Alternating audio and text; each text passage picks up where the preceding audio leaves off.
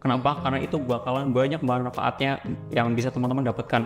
Soalnya dari perkembangan teknologi, terus ya tahulah teman-teman untuk teknologi sekarang kan memang berkembang cukup dinamis, teman-teman perlu penyesuaian, perlu gercep, dan itu salah satu benefitnya. Terus tadi juga seperti yang Mas Hal sampaikan, itu benefit dari networking, itu yang bakalan bermanfaat banget buat teman-teman ketika masuk di dunia profesional.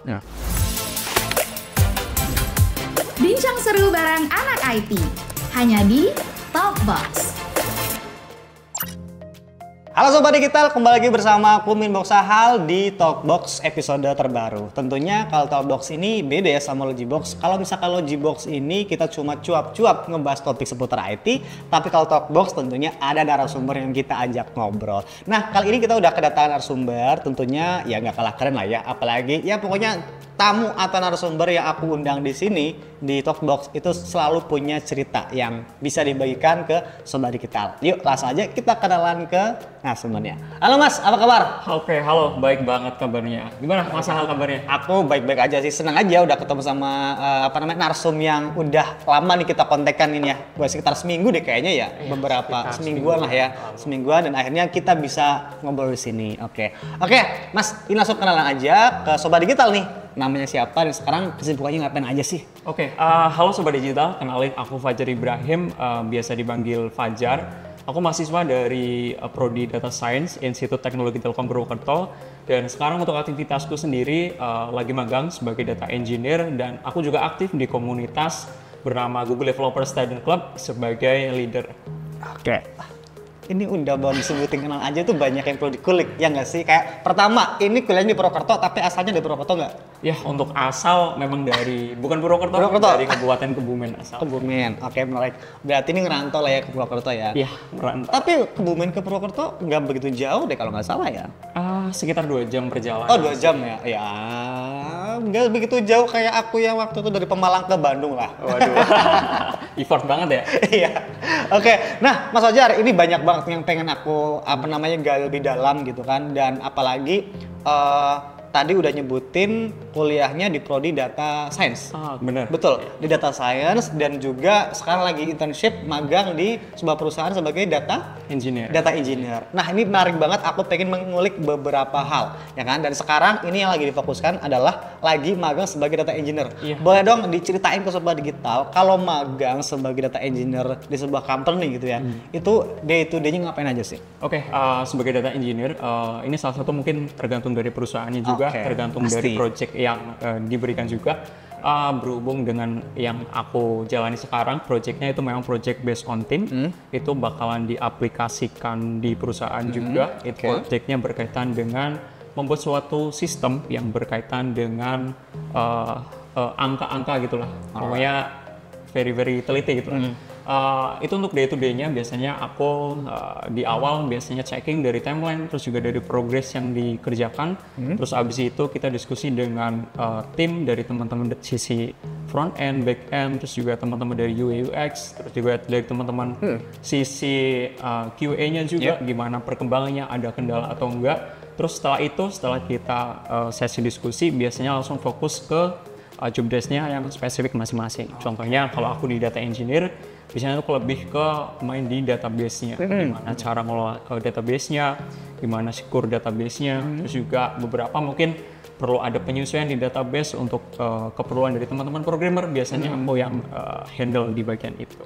Oke, ini aku udah kayak pusing banget ya, pasti ada kata sama angka mulu nih kalau Bapak.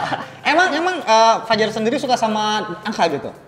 Mostly suka sih, karena memang angka kan cuma dari 0 sampai 9 aja yang terlalu banyak gitu. 0 sampai 9, tapi kelipatannya kalau udah ngomongin soal data, itu kan pasti macam-macam, ada desimal, ada yang mungkin angka negatif atau macam-macam lah ya. Tapi ya silakan santap aja kamu aja. Tadi aku mah bagian kepo aja. Oke, nah ini menarik banget ya. Berarti ini Fajar itu memang aku lihat itu kayak tertarik banget sama data deh. Soalnya gini, aku kan orangnya kepo banget, apalagi kalau sama narsum udah aku intain dulu nih di LinkedIn-nya gitu. Ini kira-kira orangnya jejaknya kayak gimana nih. Dan di sini aku lihat jejak digitalnya dia kuliah jurusan data. Kemudian internship di beberapa, bukan cuma dia ini doang ya? Sebelumnya di SC sebagai di di bidang HR. Iya. Apa sih yang jadi alasan kenapa data menurut Fajar tuh interesting banget? Oke, mungkin kalau yang membuat interesting banget itu yang dari sisi kebermanfaatan dari datanya itu. Kenapa? Karena setelah aku pelajari, setelah aku cari tahu, ulik-ulik tentang data, ternyata data se-powerful itu ketika kita bisa mengolah dan menyampaikan dengan baik, entah itu untuk kita sendiri atau mungkin ke sebuah instansi, ke sebuah stakeholder, dan itu bisa mendukung mereka untuk ngebuat sebuah sistematis, solusi, dan juga ya keputusan-keputusan yang bijak yang tentunya bisa berdampak positif dan berimpact yang bagus banget. Apalagi sekarang udah ada istilah data is the new oil. Itu. Data adalah minyak yang baru. Ini kalau penasaran, tonton aja nih di video ini. Ada linknya nanti aku munculin. Itu pernah juga aku ngebahas data is the new oil itu maksudnya apa. Tapi emang sesuatu sih ya, kayak ibaratnya di zaman sekarang kayak data itu kayak hampir setiap detik itu tercipta. Benar. Ya enggak? Dan itu data itu bagi seorang kayak company, apalagi orang IT gitu kan. Dan dalam sebuah pengambilan keputusan bisnis, data itu penting banget. Makanya kayak perusahaan tuh nggak bisa ngolah sendiri. Pasti perlu ada talenta-talenta yang benar-benar kayak dive in banget ke bidang data buat bisa mengolah data tersebut sehingga menjadi sebuah insight untuk mengambil keputusan. Ini makanya sekarang data itu mahal banget gitu. Tapi bukan berarti data itu bisa dikiloin ya, kagak. Oke, Mas Fajar, ini aku mau move ke satu topik yang sekarang juga kelihatan banget di jaketnya. Lihat, ada yang tahu nggak sih? Ini tuh jaket itu ada logo kayak tanda apa? Ini kok tanda coding lah ya, tapi ini warna-warnanya itu mungkin familiar banget. Ini adalah warna-warna Google atau yang kalau nggak salah itu namanya Google Developer Student Club gitu. Ibaratnya ini ada kayak semacam klub lah ya, klub khusus lah ya. Disediakan eksklusif sih ya, karena ibaratnya yang biasanya yang masuk ke sini itu biasanya orang-orang yang benar-benar keen banget sama hal-hal yang berbau dengan development sebuah program gitu kan. Programnya macam-macam gitu kan. Nah, dan menariknya nih, pas aku lihat di LinkedIn tuh Mas Fajar sebagai leadernya. Benar banget. Nah, sebagai leader. Betul, leadernya. Sebelum aku nanya-nanya seputar kegiatan di klubnya Mas Fajar, ini bagi sobat digital yang mungkin masih awam, GDSC itu apa sih? Oke, jadi GDSC itu sendiri memang program yang dipersembahkan oleh Google melalui program Google for Developers. Jadi itu memang program yang ditujukan untuk mahasiswa yang basisnya itu di universitas. Jadi GDSC ini juga terbuka untuk seluruh mahasiswa dari program studi yang tertarik dengan teknologi, terutama teknologi dari Google. Oke, berarti sebenarnya boleh dong diikuti sama misalkan aku mahasiswa jurusan bahasa Indonesia, boleh dong Mas? Boleh Bang. Asalkan aku ada interest Dan pengen berkembang di dunia IT. Oke, kalau boleh tahu kegiatannya itu kalau misalkan lagi ada kopdar kali ya bahasanya, atau nggak tahu ada istilah-istilah keren kalian ya. Tapi kalau misalkan kumpul gitu, ketemu atau meeting ataupun ada acara ketemu bareng itu agendanya ngapain aja sih? Oke, biasanya untuk kegiatan-kegiatan dari GDSC sendiri itu yang paling sering kan berbagi informasi berkaitan dengan perkembangan dari teknologi Google, informasinya, terus juga biasanya ada sharing-sharing. Terus yang biasanya teman-teman banyak ikuti itu di sesi workshop atau biasanya kita nyebutnya itu study jam. Jadi study jam itu biasanya belajar hands-on tentang sebuah teknologi yang lebih spesifik. Katakanlah tentang machine learning, tentang Android, tentang UI UX dan sebagainya yang related dengan beberapa teknologi dari Google. Kurang lebih kayak gitu. Terus juga selain itu biasanya teman-teman komunitas juga ikut di event-eventnya Google, event dari Developer Festival, dan juga event dari Google I.O. Itu salah satu yang biasanya teman-teman dari GDSC ini. Berarti salah satu keuntungannya ya kalau misalkan join di GDSC ini tuh dapat kayak semacam apa ya? Undangan lah ya, dalam artian buat join di event tertentunya Google gitu ya. Nah ini menarik banget, tapi pastikan ini buat mahasiswa, apalagi mahasiswa yang kegiatannya kuliah pulang mulu nih, kayaknya banyak deh kayak sobat digital yang kalau kuliah pulang tapi belajarnya di AtiBox gitu ya. Maksudnya kuliah pulang buat belajar di AtiBox gitu, bercanda.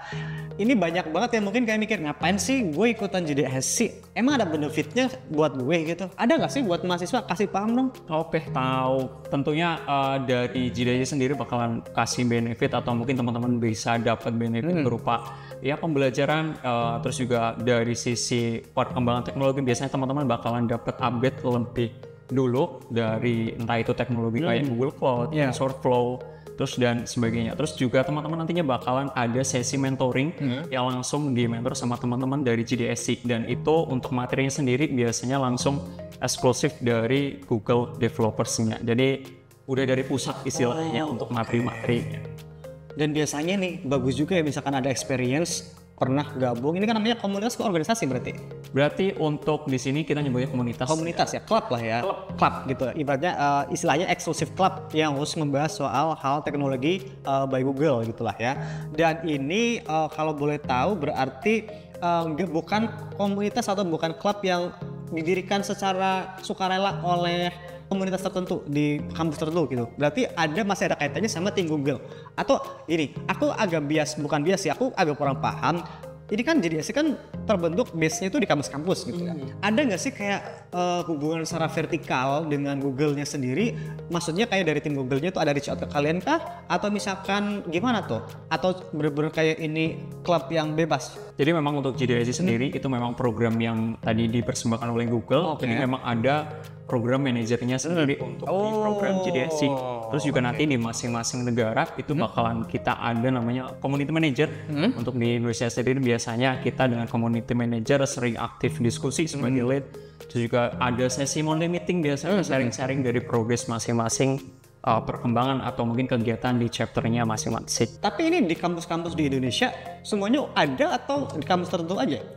Untuk di Indonesia sendiri sekarang ada total 87 kampus yang ada JDSC-nya. Dan untuk JDSC sendiri memang tersebar ke hampir 100 lebih negara dan lebih dari 1000 teman-teman yang udah ada di JDSC. Nah, dia menarik banget ya. Kalau misalkan tadi ada 87 kampus yang sudah memiliki JDSC tersendiri gitu ya, berarti masih banyak dong kampus yang belum punya, ya kan? Let's say ini di kampus yang di luar Jawa gitu kan, pengen ada JDSC di kampusnya, ya kan? Kan karena pasti kampus atau jurusan IT di luar Jawa juga banyak banget gitu kan, yang bagus-bagus juga gitu. Kira-kira kalau misalkan kampus tersebut ataupun mahasiswa yang ada di sana pengen punya klub ini ataupun ada mendirikan klub ini, ada prosedurnya kan? Atau misalkan pada saat itu harus dapat offering dulu dari Google gitu? Oke, jadi untuk ketika teman-teman pengen mengadakan atau membuat sebuah JDSC di kampusnya sendiri, itu nanti dari calon leadernya itu bakalan mendaftar di sistem pendaftarannya di JDSC. Jadi nanti di situ calon leadnya bakalan mendaftar, mengisi beberapa persyaratan termasuk desain, pembuatan video. Terus setelah itu nanti bakalan dijadwalkan untuk interview dengan tim Google. Dan setelah interview itu biasanya kurang lebih ada pengumuman untuk diterima atau tidaknya. Setelah diterima nanti bakalan dapat informasi bahwa tindak lanjutnya bakalan seperti apa. Biasanya sih setelah diterima itu kita bakalan diskusi dengan community manager-nya, udah dikirim email. Jadi untuk setiap tahun memang bakalan ada pergantian leads. Dan itu ketika pergantian otomatis juga ada open recruitment untuk pengurus atau lead baru atau capture baru yang bakalan ikut di JDS. Berarti mungkin ya kalau misalkan sekarang misal sekarang nggak ada, teman-teman sobat digital di luar sana bisa standby nih, apalagi misalkan teman-teman yang pengen ada JDSC di kampus masing-masing gitu ya. Ya pertama-tama ini udah kumpulkan masa dulu lah ya. Masa iya timnya maju tapi ternyata mana yang mau dipimpin gitu? Nggak ada gitu, perlu ada tim dulu. Mas Fajar tadi menarik banget, tapi ada yang nggak kalah menarik di link ini Mas Fajar. Dia ini kayaknya tipikal mahasiswa yang aktifnya kebangetan. Ikut sana sini, tapi bagus. Iya, bagus banget. Karena apa? Ini sadar berarti mahasiswa yang sadar bahwa kayak dirinya sendiri tuh juga perlu involve sama hal-hal yang berkaitan dengan industrinya sendiri, gitu kan? Contohnya nih, Mas Fajar juga ikutan di Bangkit Academy, ya kan? Itu juga afiliasi dari beberapa company besar di Indonesia kan? Boleh nggak di-sharing Bangkit Academy itu precisely itu apa sih? Dan juga nanti after itu boleh ceritain pengalamannya. Jadi Bangkit Academy sendiri itu memang program yang direpresentasikan oleh Google, Goto, dan Traveloka, dan itu bekerja sama dengan Kampus Merdeka. Jadi kemarin untuk kegiatan dari Bangkit Academy sendiri, aku ikut melalui program Kampus Merdeka. Jadi itu dari program salah satu namanya Studi Independen. Aku ikut di program itu, dan untuk kegiatannya sendiri itu memang kita ada terbagi menjadi 3 cabang pembelajaran. Ada berkaitan dengan machine learning, ada Android, dan cloud computing. Dan kebetulan aku ikut di yang bagian machine learning. Udah ketebak sih pasti machine learning. Karena machine learning itu ya data gitu kan, ibaratnya ngajarin mesin dengan data itu pasti aku tahu pasti machine learning nih orang ini. Iya beneran machine learning.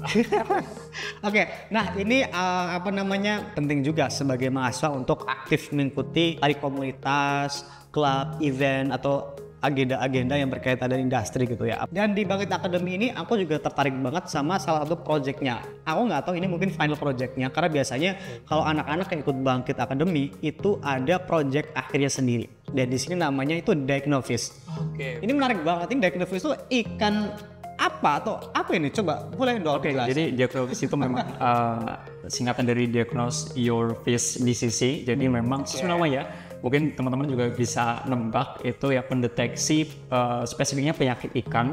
Nanti sistemnya itu pengembangan dari aplikasi yang base-nya Android. Itu dari user nanti bakalan menginputkan gambar dan dari sisi machine learning-nya bakalan mendeteksi dari ini penyakitnya apa, terus cara mengobatinya gimana, terus cara perawatannya bakalan seperti apa. Kurang lebih seperti itu dari gambaran project Bangkit ini. Oke, ini berapa orang nih yang ngerjain? Oke, mungkin ini salah satu yang jadi tantangan ya di Bangkit Academy sendiri. Memang untuk di timnya itu terdiri dari 6 orang. 6 orang? Ada 3 machine learning, ada 1 Android atau mobile. Ini yang cukup berat banget karena itu solo gitu. Belum lagi kalau hilang-hilangan. Terus ada 2 dari sisi cloud computing, kurang lebih seperti itu. Dan mungkin sedikit ini juga ya maksudnya jadi yang salah satu menarik atau menantang di Bangkit Academy itu memang di final projectnya sendiri. Terutama dari awal mulai pembentukan tim, karena pembentukan tim ini itu diacak. Biasanya ada kriteria tertentu di periodeku sendiri, itu ada ketentuan kayak tadi 3 machine learning, maksimal 3 yang satu kampus dan sisanya 1 mobile development, yang 2-nya cloud computing, dan itu diharuskan untuk ambil dari berbeda universitas. Itu yang jadi salah satu tantangan buat team working-nya. Berarti tadi ini kan bentuknya aplikasi berarti ya, aplikasi sebuah program gitu kan. Sementara tadi yang Android developer cuma 1 orang. Bener banget. Berarti cuma ngandelin itu doang dong. Kayak mungkin nggak tim misalnya kayak Fajar kan machine learning-nya nih, ya kan? Berarti kan kayak bagian ibaratnya ngumpulin datanya yang bakal nanti diajarin kan ke program tersebut. Bener. Ini 1 orang Android sendiri tuh gimana, kasihan banget dong. Waduh, itu kasihan banget sih, sempat sakit juga. Halo, Azmi. Nih Azmi, main ke sini nih. Thank you banget, semangat terus. Tapi pada saat itu online atau offline pas ketika berkoordinasi? Oke, kebetulan karena memang yang 3 ini satu kampus, kebetulan satu kampus dengan aku. Ketemu. Tapi kalau untuk teman-teman yang 3 lainnya itu ada yang dari Gunadarma, ada yang dari Yansi, ada yang dari Unsut. Itu memang ya mau nggak mau harus komunikasi secara online karena belum memungkinkan untuk datang secara offline. Gitu. Ini aku pengen lihat dari point of view-nya kamu. Pentingnya mahasiswa IT khususnya ikutan komunitas, ikutan agenda yang mana diadakan oleh industri-industri sesuai dengan lingkup pendidikan mahasiswa IT itu sepenting apa sih? Menurutku karena memang aku udah terjun ke dunia komunitas, untuk mahasiswa IT itu aku bener-bener ngerekomendasiin buat ikut di komunitas atau mungkin agenda dari IT. Kenapa? Karena itu bakalan banyak manfaatnya yang bisa teman-teman dapatkan.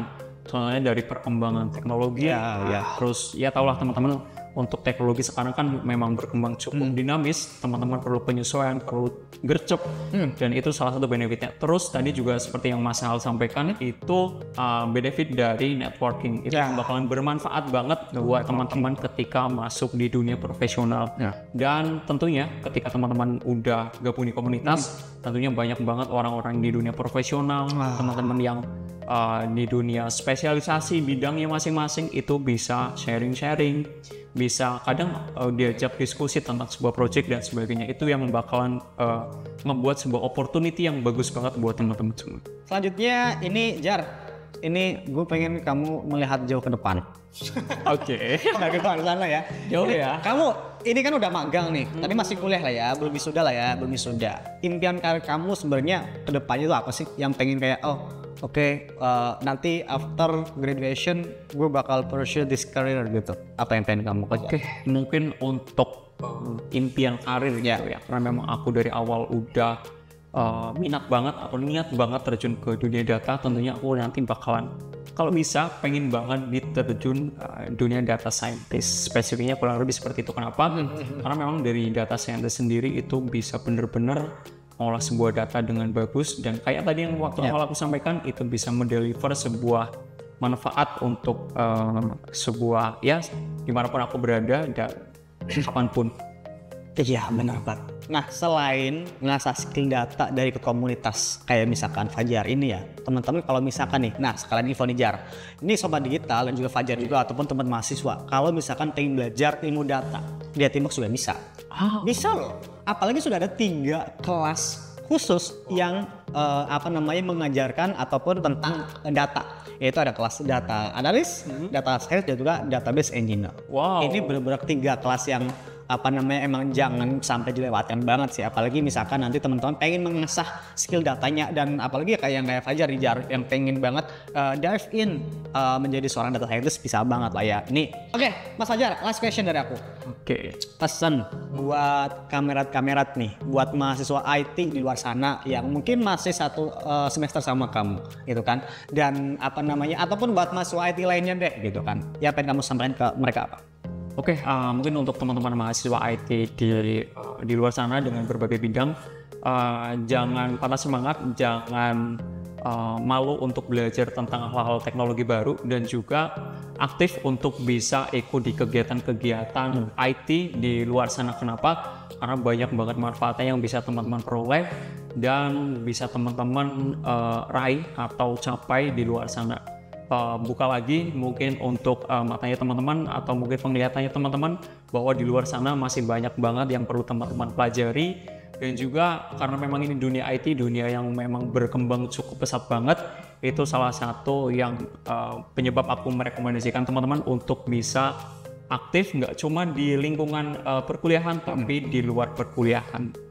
Itu jangannya dari orang yang kalau kuliah tuh kuliah organisasi komunitas nih, tapi emang udah ngerasain benefitnya kan Jar? Bener banget. Jadi ini bukan kayak gue bikin last statement deh gitu, tapi emang ini udah dari yang kamu rasakan gitu. Bener, ini salah satu yang hal yang bener-bener aku rasakan, dan aku rasa ini perlu banget teman-teman dapetin gitu.